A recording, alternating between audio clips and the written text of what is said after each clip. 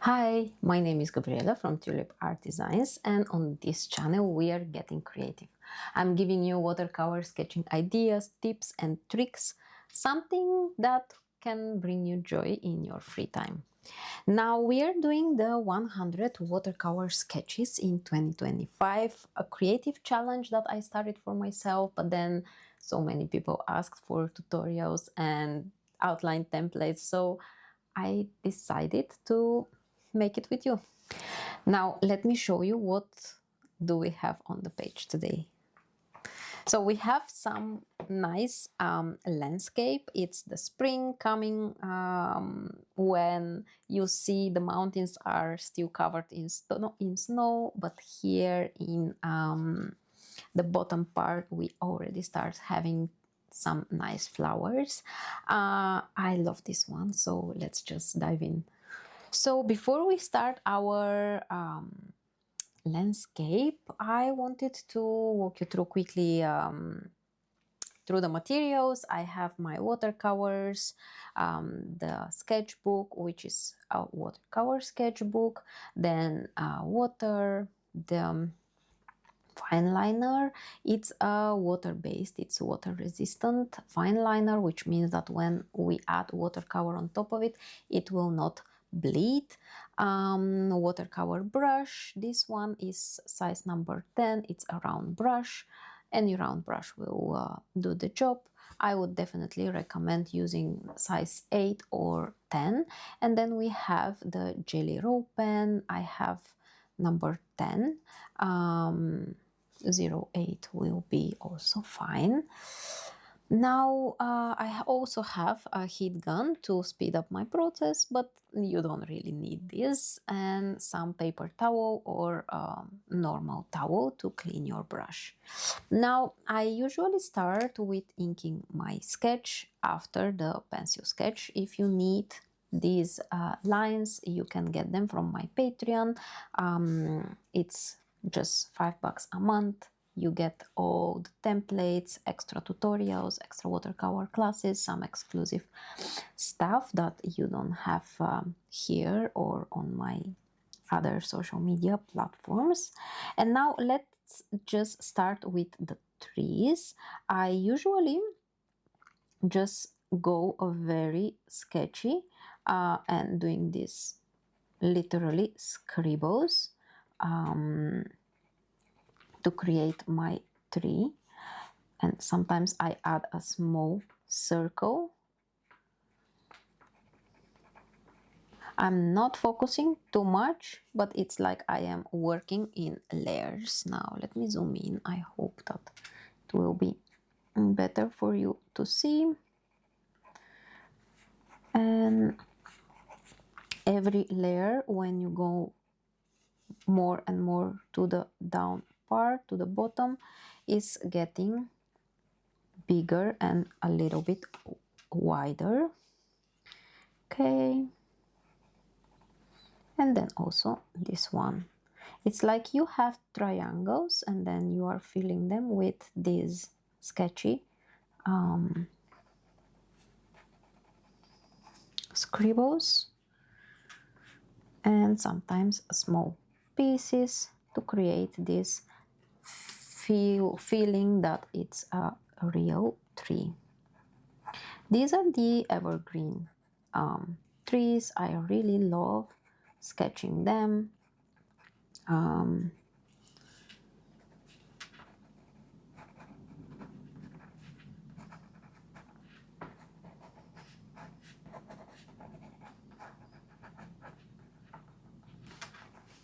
Some little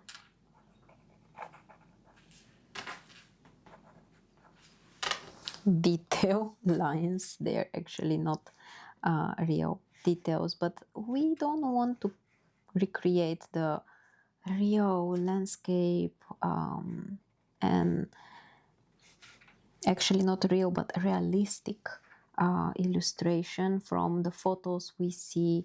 It's really to just make it for ourselves, to fill the page in our sketchbooks, you know, with something nice. And when we focus on the whole process and not on the end result. We enjoy it, and I'm sure you will be proud of your sketchbook in the end, just because you are building these happy feelings, and then in the end it doesn't really matter if it really looks perfect or not. And yeah, letting perfection go is always a challenge, also for myself. It is still a challenge, actually, but I'm learning, and I guess I'm improving when you are practicing. And these watercolor sketches definitely help me so much with this, to just learn how to enjoy the mistakes as well, and that it's not always about these perfect realistic illustrations that we see all over the social media and all the platforms out there. So it's about our time, and it's about having something to do and enjoy, something to, you know, just to give us a small break from the busy life, because I believe that everyone has quite a busy life and all the stuff that is happening and that is waiting on us. So yeah, but that's another point. Let's just make these mountains now and just focus on our sketch. I really like these sketchy lines. It already gives me the idea that I don't need to make it perfectly, you know. But if you like very smooth and nice lines, just go for it. You need to follow your gut, and you need to follow your feelings. So this sketchbook is yours, and I'm giving you the inspiration, I'm giving you the idea, I'm giving you the steps. But if you feel like you want smooth lines, then just make your smooth lines, okay?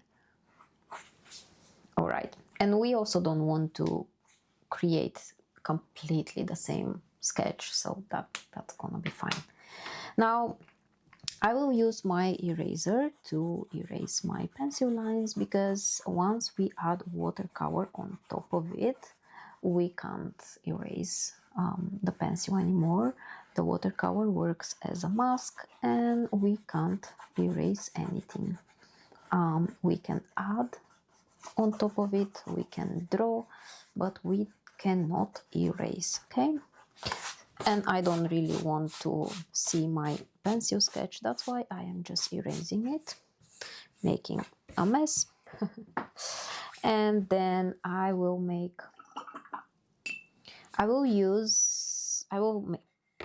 okay. Let's start over. I will start with my trees in the front, and then I will make my mountains in the back. Doesn't really matter which one goes first, actually. So for my trees, I will just add some water, but I am really tapping with my brush. I am not following my sketch, okay?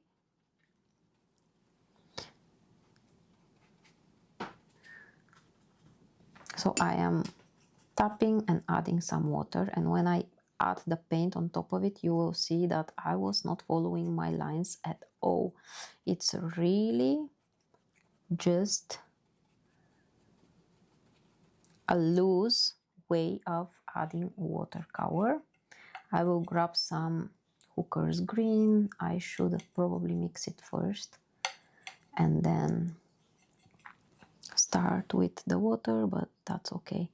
I am just adding some paint, and I will leave it to bleed in the water and to do its job, okay? Just like this. And if it's lighter, it's gonna be even better, because we can add just a few more layers after that, 1 or 2 or as many as you like. Okay, even now, once this starts to get dry, we can start adding a little bit of darker green around the ink lines.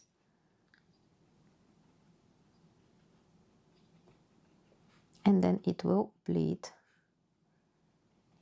Okay.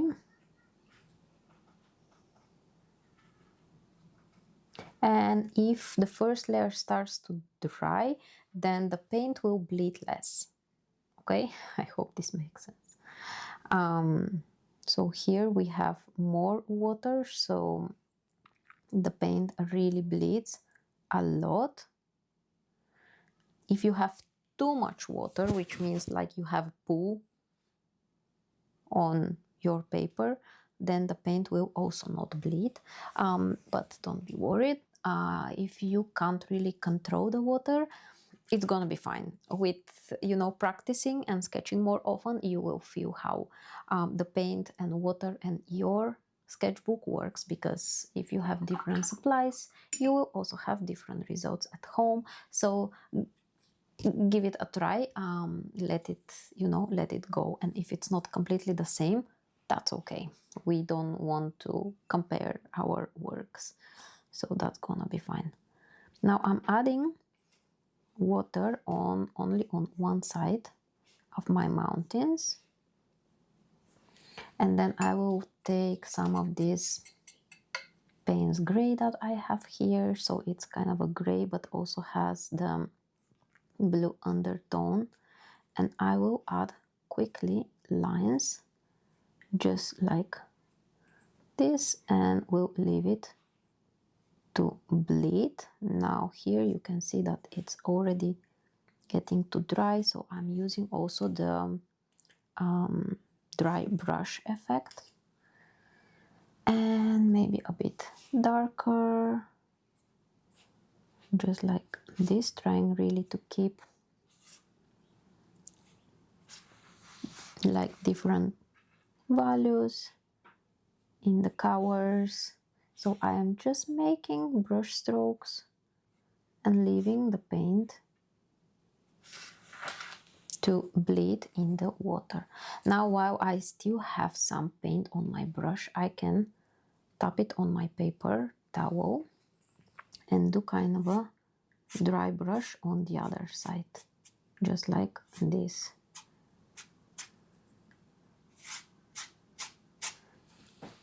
So you can probably see very light.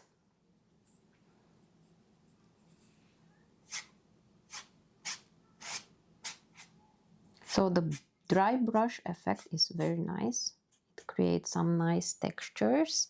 So you could see that from one side it's darker, and on the other side it's with a nice texture. It looks like there is snow in the mountains. Then on this side we just have a shadow. So this is kind of creating the three-dimensional feeling for our sketch. And even if it's not perfect, it's okay. Then here in the front, I think I will use some green, because in the spring down here on our ground, it's kind of a more greenery already, and the snow is only in the mountains up there. So I think I will just add some green, and maybe we can add some yellow. And I am gonna be just tapping like this with my tip of my brush, just like this. So it's like the spring is coming, but the snow is still in the mountains. I can get a little bit of light red or orange, some of these nice bright colors, and tap up a few more times.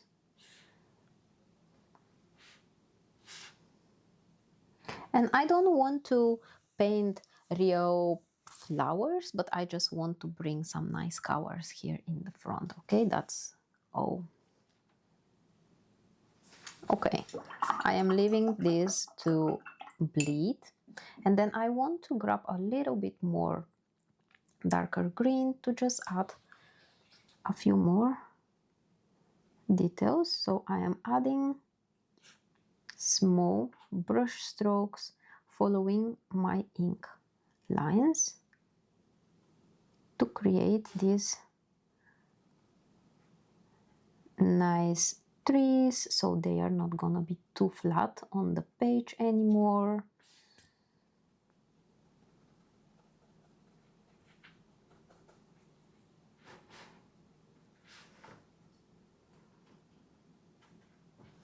Something like this.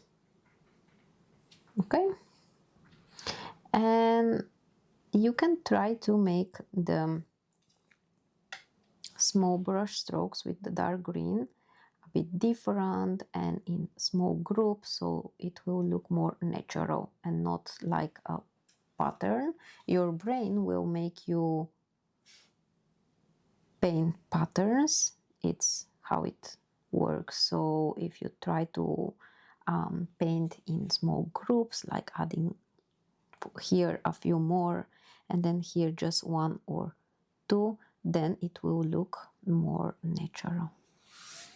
Okay, just like this. And then I want to add some darker green on my grass, so I will use again the dry brush because I already have some darker green from the trees. I will just make it so you use it horizontally and you will make some kind of a nice dry brush contrast. Here I will pick a bit more paint.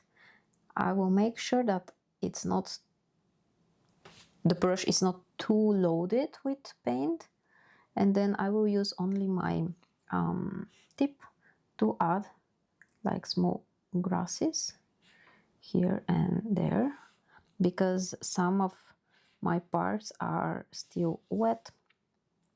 It will bleed, and that's okay. So I'm making very small groups of these tiny lines of the dark green.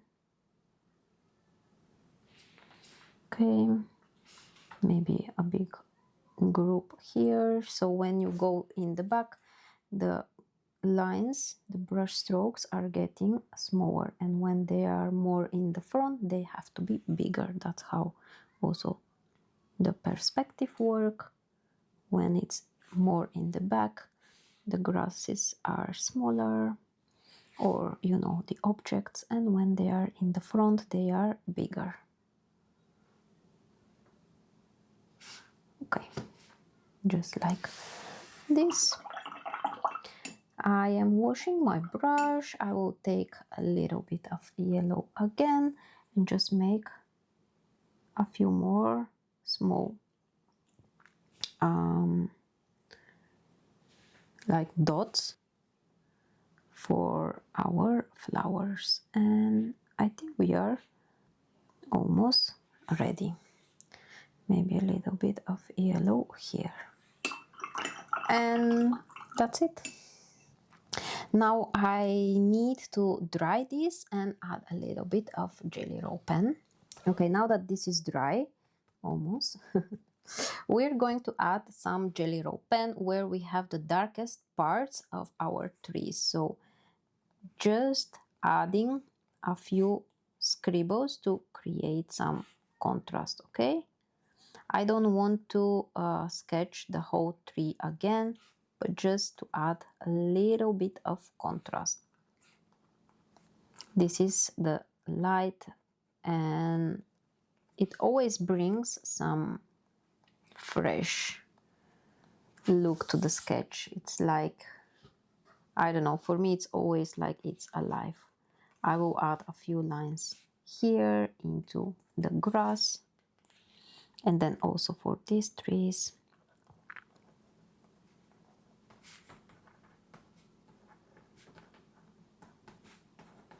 just like this. And again, we don't want to redraw all of the lines we have, but just a few, okay? Just like this. So I think that's it. That was it for today. I hope you liked it and you enjoyed this video. Thank you very much for being here and joining me on that creative journey. If you have any questions, leave them in the comments below. Send me an email. You know how to find me. Check out all the other platforms where I share tons of content. All the outline templates are available on my Patreon, so make sure to check it out if you need them. And that's it for today. I will see you in the next tutorial. Bye!